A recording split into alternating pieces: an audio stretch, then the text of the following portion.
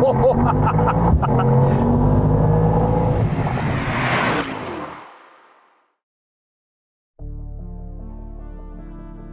AMG GT is loud, angry and searing hot.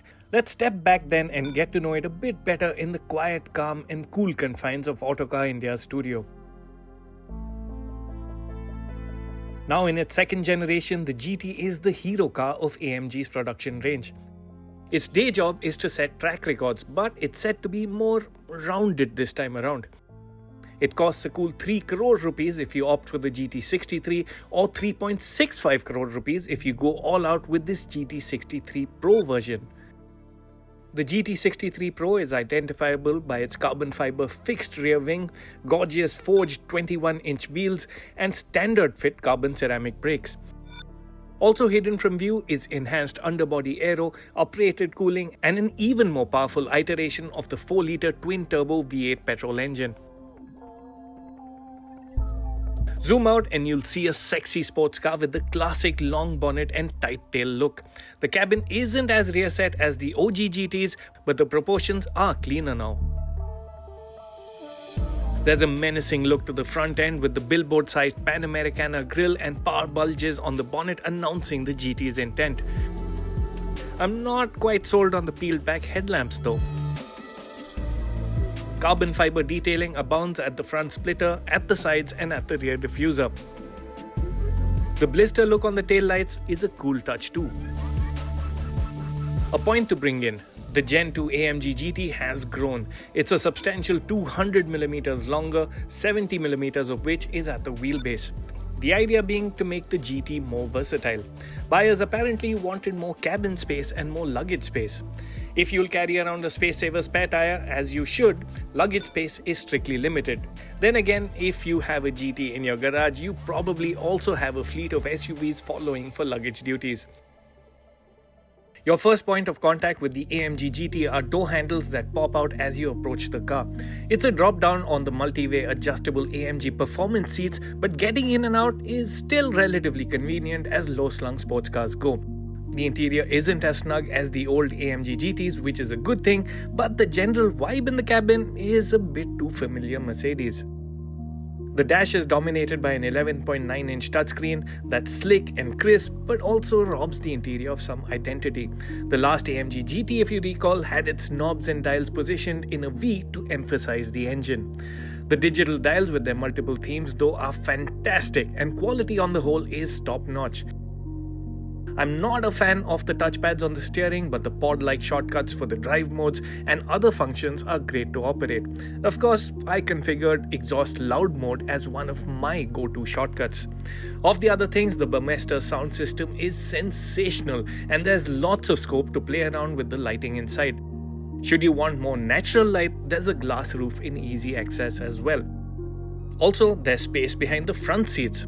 In a first for an AMG GT, you could even specify rear seats, but I'd rather keep this as a strict 2-seater and use any additional space for soft bags. Under the skin, the new GT is quite different to the original. There's a close link to the AMG-built latest Gen SL and 4-wheel steer, all-wheel drive and clever cross-link dampers that do away with the need for anti-roll bars have been drafted in too. Another crucial change is the old car's rear-mounted dual-clutch transaxle gearbox has been ditched in favor of a 9-speed multi-clutch gearbox bolted directly onto the engine. Resultantly, the weight is more front-biased now.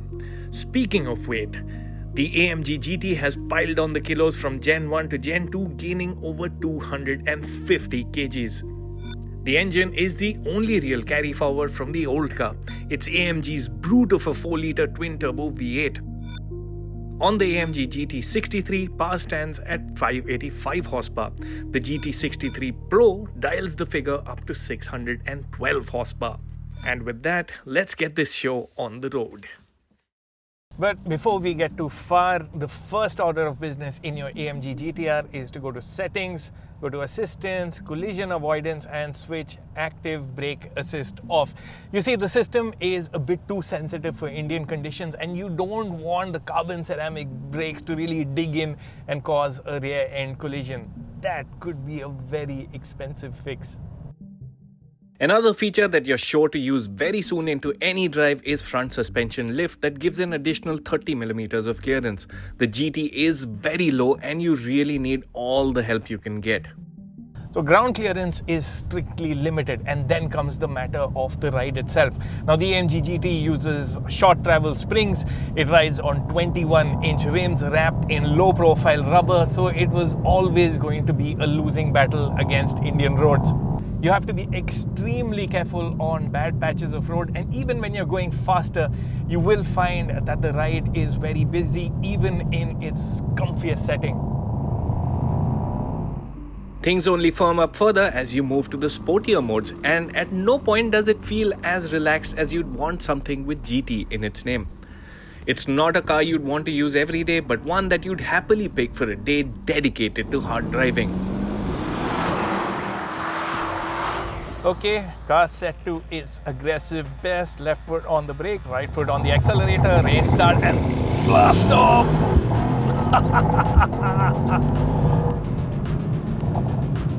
Woo!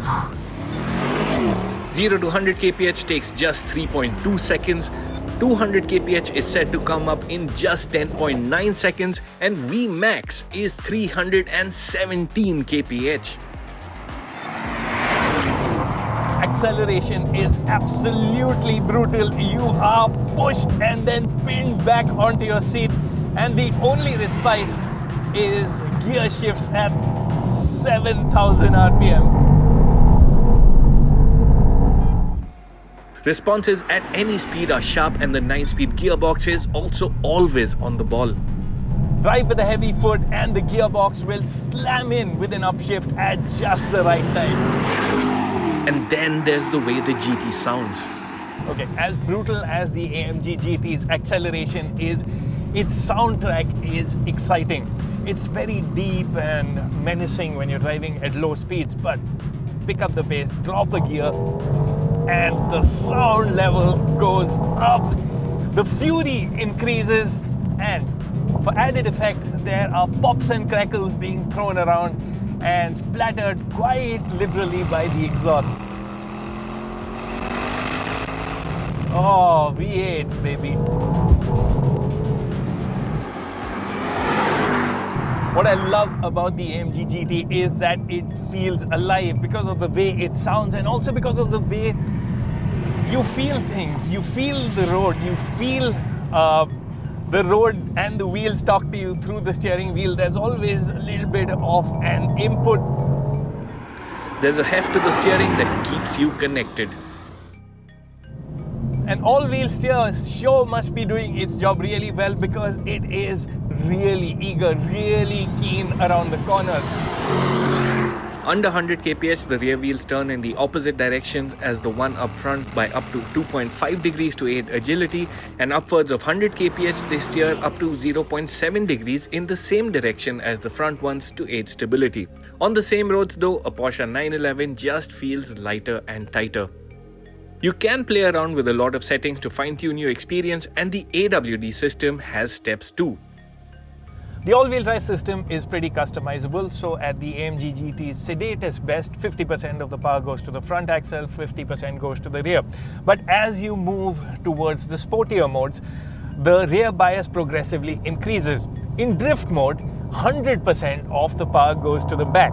But let me tell you, you will need to swallow your brave pills on days when you want to make the most of drift mode.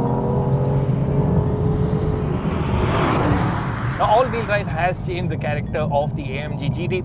The last gen AMG GT I drove was in GTR form. It had programmable ESC modes, which could take the experience from playful to outright vicious. This one, it feels a lot more exploitable. With 612 horsepower to play with, that's no bad thing. The closest rival to a Mercedes-AMG GT is a Porsche 911. The GT63 rivals the 911 GTS, while the GT63 Pro is a 911 Turbo S challenger. The Porsches are more Germanic, more clinical in their ways. The AMGs take a more flamboyant approach.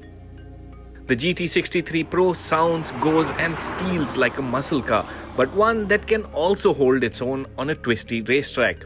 And it's this that gives the AMG GT 63 Pro a space of its own in the performance car world.